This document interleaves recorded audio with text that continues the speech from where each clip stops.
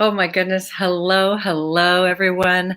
I'm Leslie Ishii, the Artistic Director of Perseverance Theater. And on behalf of the board and our staff and our Managing Director, Frank Delaney, who is functioning today as our production manager. Hi, thank you, Frank. He's off camera. We welcome you to this wonderful Perseverance Theater virtual space. And thank you to StreamYard for this opportunity to use this platform to bring you a little bit of a reveal about our season. But first, I must, and it is my pleasure and honor to be able to share with you that I am coming to you in this time zone of Alaska on Tlingit Ani. Yes, of the Akuquan and Takaquan peoples, where we here at Perseverance Theater honor the cultural traditions, the ways of life of the Tlingit, Haida, and Tsimshian.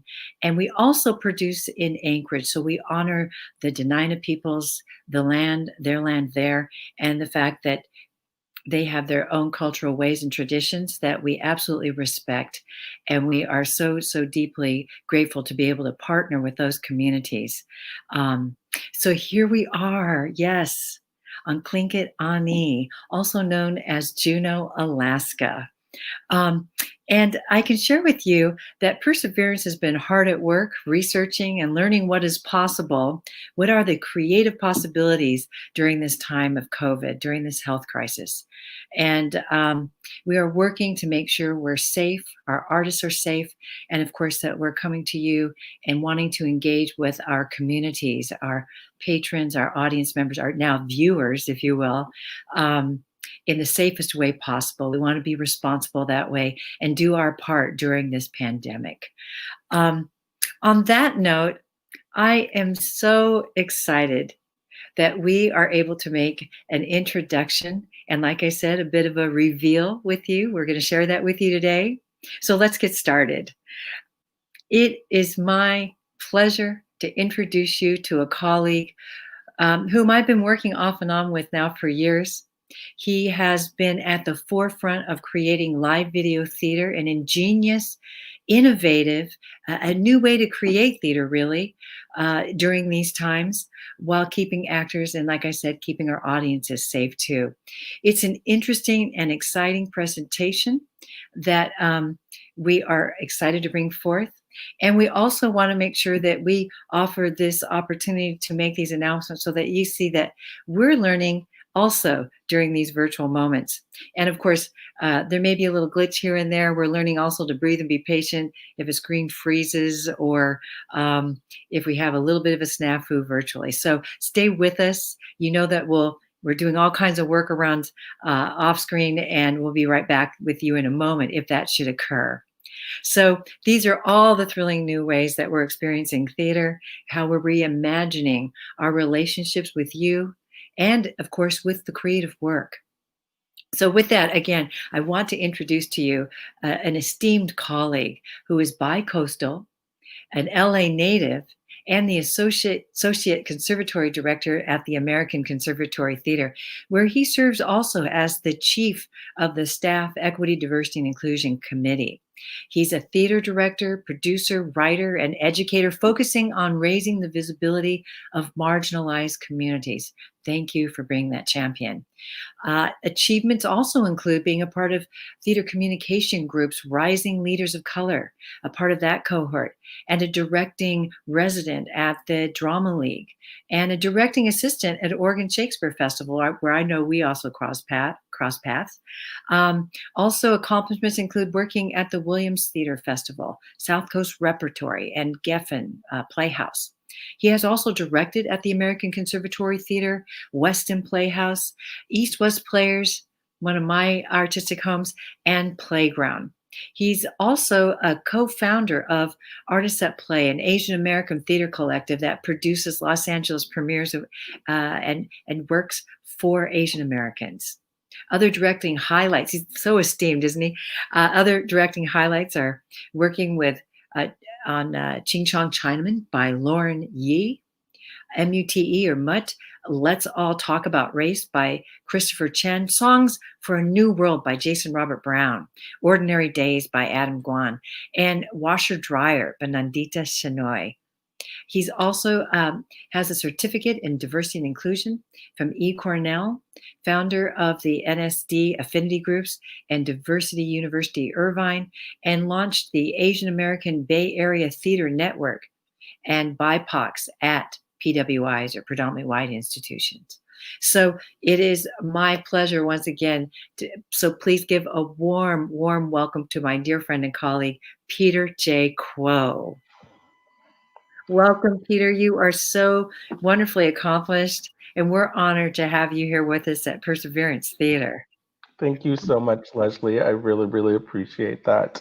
Hi, everyone. Thank you, Leslie, for that very, very generous introduction. It's so interesting to hear accomplishments out loud and go like, oh yeah, I did do that. Oh, I did that too. Yeah. Um, uh, Hi, Peter Kuo. I use he, him, his pronouns. And I am streaming in from Oakland, also the land of the Olane people. And I've recently built it into my practice offer some kind of acknowledgement and education on the land of which I stand on and the people, just because I feel like it's been started to become recognized that sometimes land acknowledges can become very empty, but something that like Leslie offered, which was so generous and beautiful, so great, is something that I like to also want to build in my practice. So I offer you this insight. The Muwekma Olane people, their language Chenyo was silenced for 65 years until it was spoken by a native Muwekma person in 2002. And I think it's just so interesting to kind of reflect on how certain ways, certain stories, or certain languages have been silenced, and what it means to bring truth to power when someone speaks it who lives within, have an actual ancestral connection with it. So that's just an offering that I'd like to give to you. Thank you, Peter. I appreciate that. Having those more detailed offerings and acknowledgments are really critical in our practice. I can also share with you that we are here at Perseverance Theater. We are also honoring Southeast Native elders came together and in consensus put together a list of values that are being utilized in the schools. And Perseverance Theater is also taking that on to utilize those values in our spaces. And even as we go out and represent Perseverance Theater, since we are based here on Tlingit Ani and the Dena'ina lands and honoring those peoples as well, those folks. And Vera Starboard is our resident playwright who is Tlingit Dena'ina. So having a colleague working with us directly to lift up and to be sure that we are decolonizing and indigenizing our spaces is of utmost importance. We are so dedicated and committed to that. So those values lift each other up, which we're doing with you. Speak thoughtfully, listen carefully as well. And there's many more values, but we are obedient and respectful of their ways of life, their traditions, and we Absolutely. honor the elders. And we are stewards of land, sea, and of course the air too. So, and they encourage us to be brave, be courageous, be strong of spirit, mind, and body. So, yay, we're already doing that now by supporting and honoring you being with us with Perseverance Theater. So, with that, I just want to review a little bit though, Peter. How did we meet? We don't have to go long into this, but I just want to acknowledge to our audience here, our virtual audience, and thank you, by the way, for being with us from all time zones, I'm sure. That's the beauty of the virtual world. But we've known each other a long time. We have, I'm, don't want to overly date, although I will say, Leslie, I don't know if, I'll mention it. The first time Sure. I heard your name was when I was a student in undergrad. And one of my colleagues, my student colleagues, really suggested, based off of the conversations and the kind of interest I had, they're like, do you know Leslie Ishii? You should take Leslie's class. Leslie has an amazing class that she teaches. And I emailed you and said, I heard about your class. I really want to take this. And unfortunately, it had got cut from the school the year that I wanted to take it. It was really unfortunate. But that's the first time I heard your name. And then our paths just somehow kept crossing. It was amazing. Oh, that's interesting. That's right. I had offered that class for some time. It was the self-starter, Hmm. teaching students how to start their own projects. That's right. And believe me, I was just out of undergrad at the American Conservatory Theater, right? I was just I'd worked in the field a bit, and then I was just out of their grad program teaching undergrads, and um, and I thought it was really important to help folks understand how to start their own projects. Being a Hmm. woman of color, being of Japanese heritage, fourth generation Yonsei, I knew I would have to make my own way. It wasn't going to be Hmm. automatically handed to me. So I started to create my own projects. And they were actually great partners. Cliff Faulkner, Hmm. Cameron, who was the chair at the time, they championed me because I had been to the World Women's Conference in China and Hmm. organized a group of Asian women to go and be delegates at the non-governmental conference. So that taught me a lot about starting my own project and Hmm. empowering ourselves to do so. So I was just taking all of those learnings and I created this course. But I have to say, you have done spectacular without that course. But I'm glad I got introduced to you from a colleague and that our paths started to cross. Yeah, yeah. I mean, I feel like I already absorbed, like, just through osmosis, the amazing teachings that you have to offer, whether through other people or just our engagements. I've learned so much from you, Leslie. Learned an incredible amount from you. So, Well, thank you, Peter. Goodness. Well, and it's our turn now to learn from you. So, I think it's time. Shall we get to our reveal? yes, let's We do. have a number of reveals that will be coming in the next month or two and ongoing. But I'm so excited to reveal this first one. So without further ado, we want to reveal to you, to our virtual audience, our first production of fall 2020, this fall 2020 season. This production will be ready in Love In and Love and Warcraft. Warcraft. Yes, in Love and Warcraft by Madhuri Shaker, and who is currently writing for HBO's upcoming series, The Nevers. And Peter, yay, here we are. And I know some folks out there have had a little teaser because they saw the graduate work that you put together at the American Conservatory Theater. So here we are. We are in a co-pro with the American Conservatory Theater. I am so excited. And you are our director. You're going to be continuing as director on In Love and Warcraft. Can we just then talk about now a little bit about how this came about, this co-pro? Absolutely, yeah. So I had directed this show for American Conservatory Theater for the MFA program and the MFA students.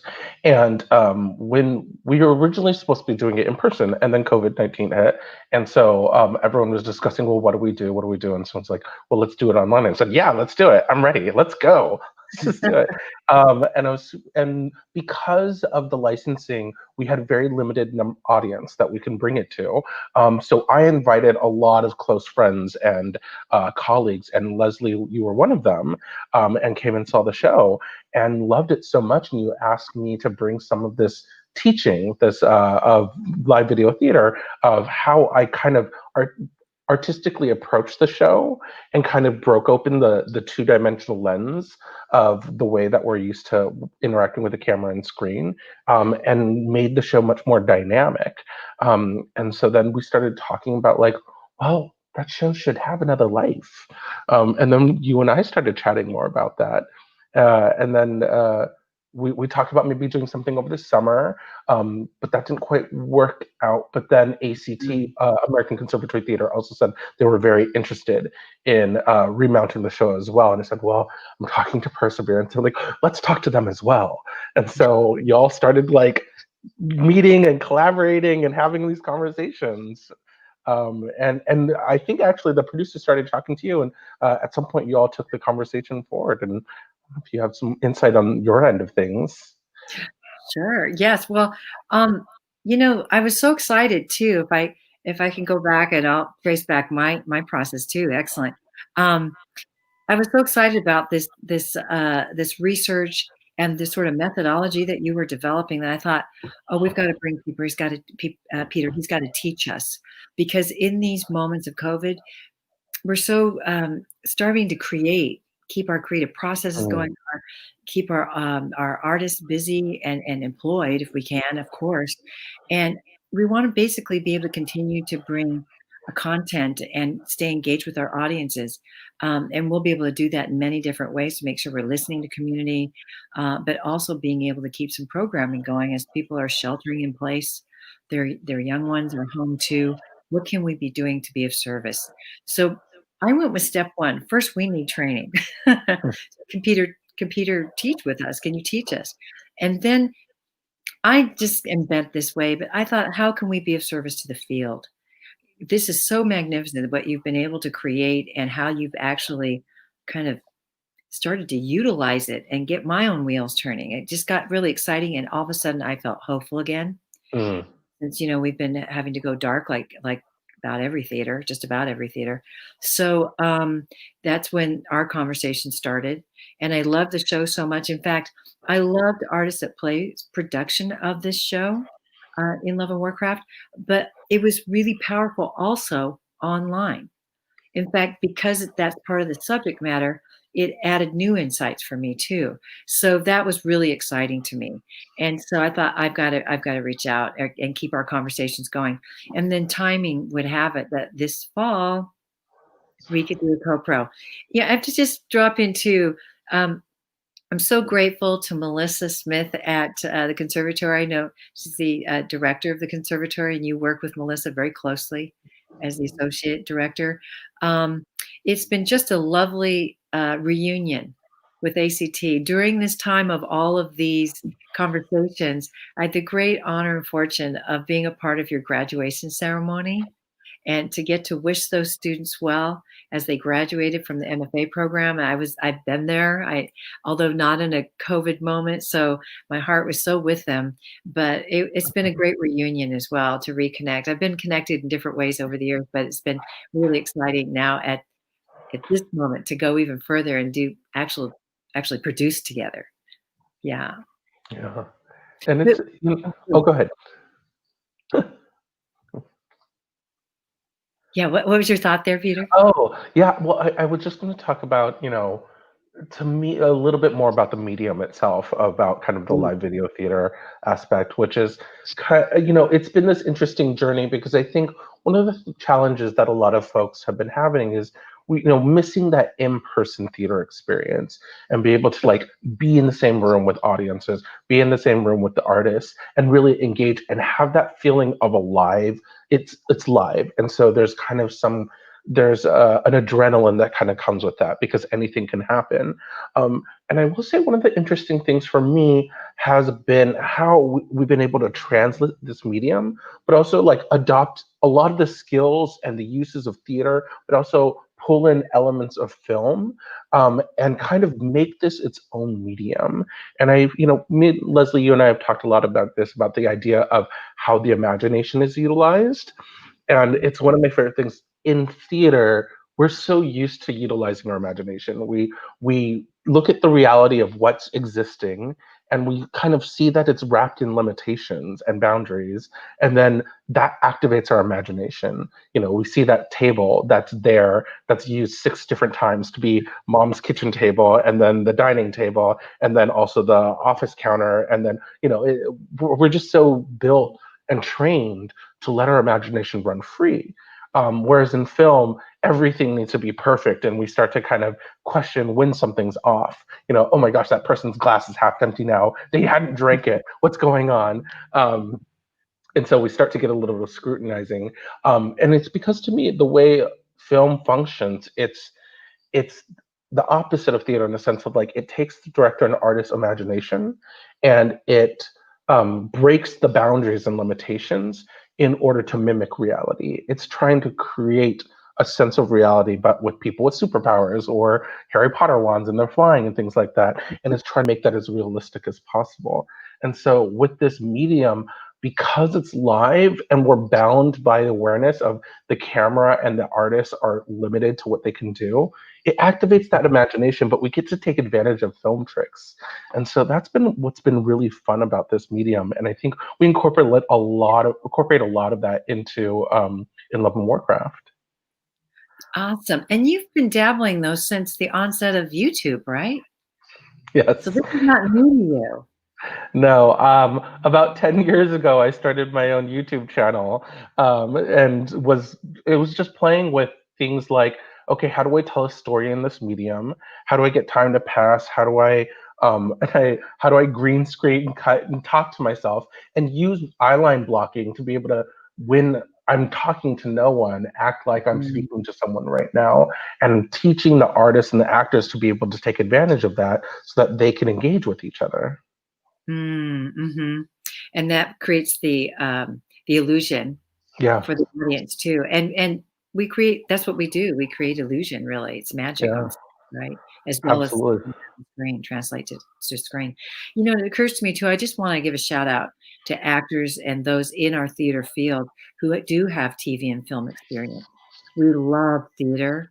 And sometimes the TV and film experience helps us to actually afford to be doing our love of theater, practicing theater. But I find this really joyful too, because I've been able to bring those skills together and use them together in this new way. So, and we often have to make our living um, working all the different mediums. So I feel like it pays homage to that, and it's respectful of all the ways that actors and our freelance artists need to make a living. So being able to bring those skills together has been really fantastic.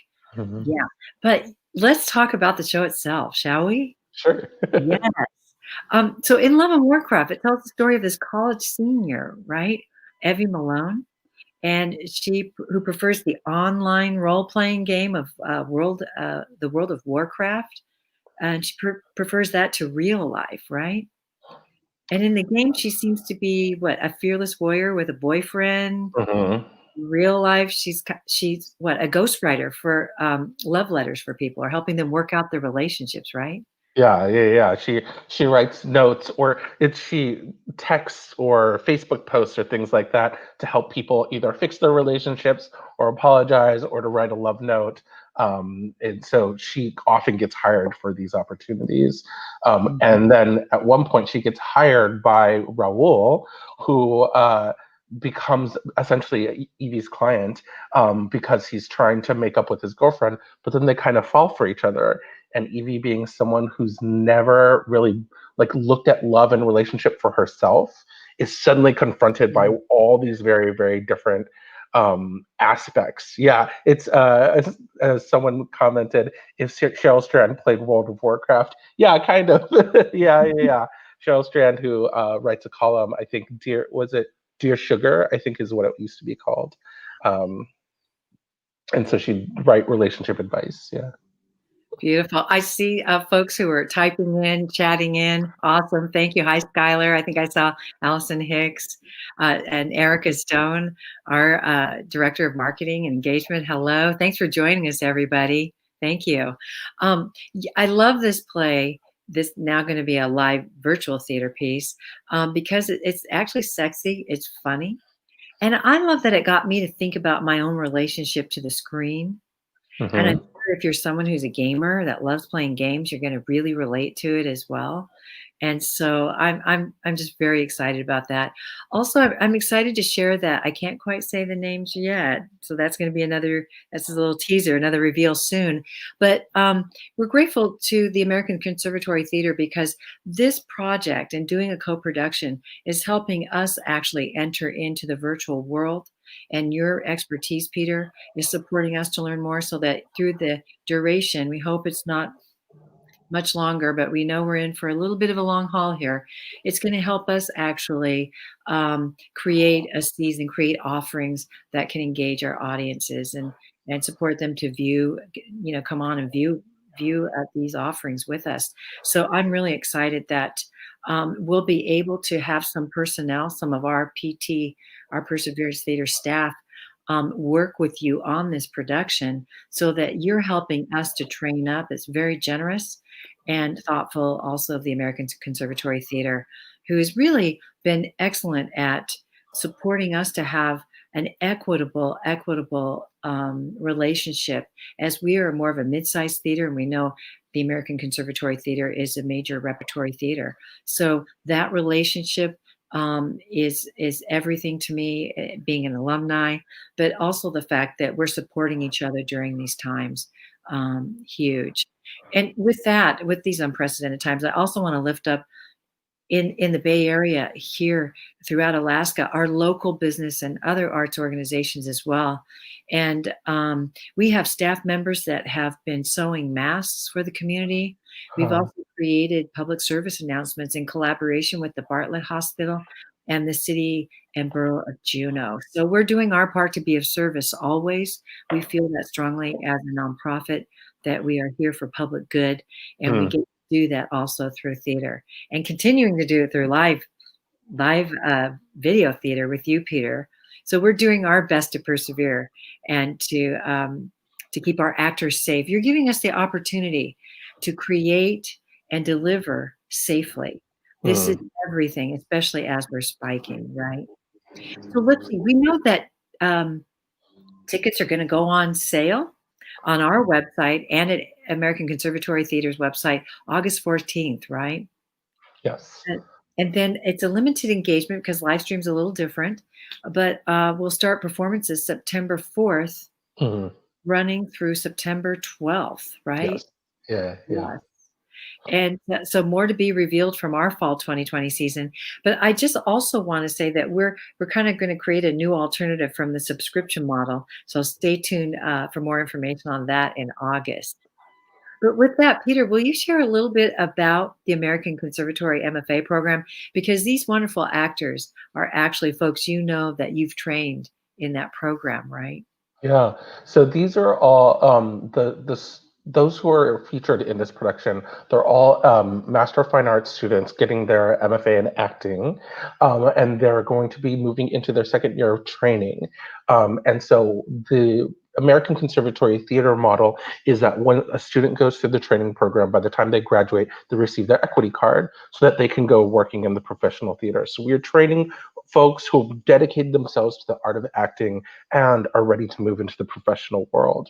And so we offer a 3-year program, and people are they're taking classes in voice, dialect, acting, physical dance, movement, and I specifically teach a class called collaboration building, and that's about how we enter the rehearsal room. How do we collaborate with the people that we're working with? How do we communicate with each other? How do we keep that collaboration moving forward? And when does either our egos, the way that we talk, or the way that we share creative ideas, what might excite more creativity, or when it might shut it down? And I think it's worth kind of acknowledging that. And it's a lot about building a self-awareness, building a self-analysis to see how we can be the most constructive in creating our in our creative process. So it's a pretty great program, and the students are so lovely. I appreciate them so much. I've learned so much from them. We're so excited to be working with them on this co-production. They're so talented. That was evident before, and I know you'll be reworking the production a bit and Madres in collaboration with that, which we're so excited about. Um, and I just want to make sure that we lift up those students, and they're actually young professionals. They're emerging professionals, and we're excited to be collaborating. So again, tickets will go on sale August 14th. The run will be September 4th through September 12th. And with that, we just have a few more minutes. I just want to make sure, are there any questions or maybe comments? I did note a few comments streaming by. Thank you again for tuning in, y'all. We're so excited to keep learning about this medium so that we can bring you more programming and uh, and certainly please visit our website ptalaska.org and keep an eye out on Perseverance Theater's social media because we'll have more announcements, more reveals. And also, we don't want to miss out. Peter's been teaching this live video theater class by popular demand. This week, we're in our 5th round, and students have loved it. I think you've been so inspiring, Peter. You've given them also hope that they can open up some creative solutions for themselves, for their theaters, and for their own projects. And we're looking at potentially part 2, right? Yeah. Yeah, we're talking about. I'm looking at my schedule a bit that I'll be going back full time with American Conservatory Theater once the school year starts. But we want to offer a secondary class that's more of a scene study, really diving in deep into the work and looking how our artistic choices in this new medium can really accent the storytelling and the vision that we want to be telling. And so I'm super excited about that. But yeah, we've been doing 5 rounds of this foundational class and they've been selling out every single round quickly. So I've been very, very grateful for Perseverance for hosting these with me. Oh, thank you, Peter. And we're so happy to be working with you in this process of supporting the field, right? Mhm. I've gotten to pop in on Fridays and see the exploration. It's fantastic.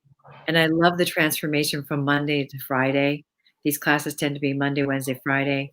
We tried to make it doable because we know everyone's working. But to see the exploration has been truly inspiring, really creative. How folks are bringing, like we said, those different mediums together and the skill sets. It's been fantastic. So we thank all of those students for those artists who joined us, and we look forward to being off to offer you more. Josh Lohman says, I can't wait for class 2. Awesome. Thanks, Josh.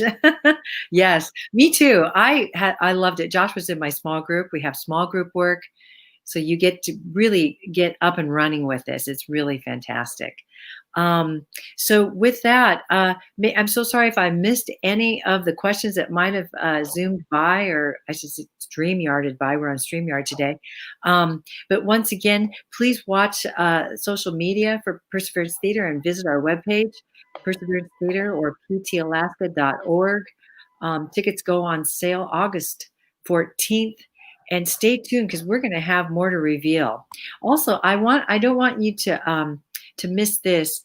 I love being in conversation with community. Community building is one of my passions, and how we understand and know that the power of storytelling helps us to heal, process through these times, especially.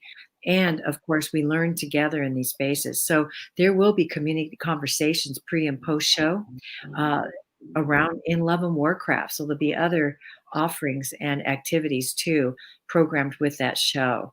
So again, stay tuned. Peter, thank you so much for joining me.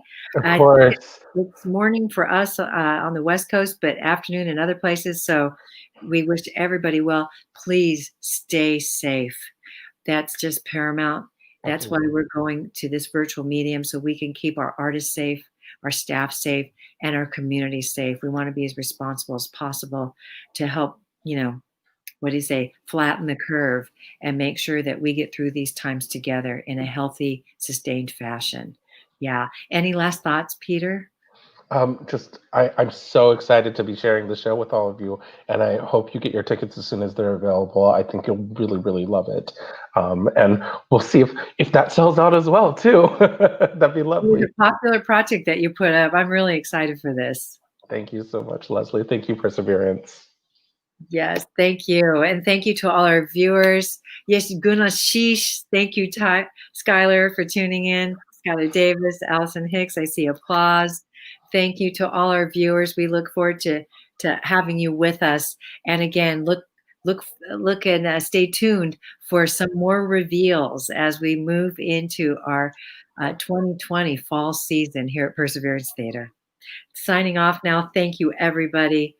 Be safe, and thank you, Peter. Thank you, Thank you. Conservatory Theater.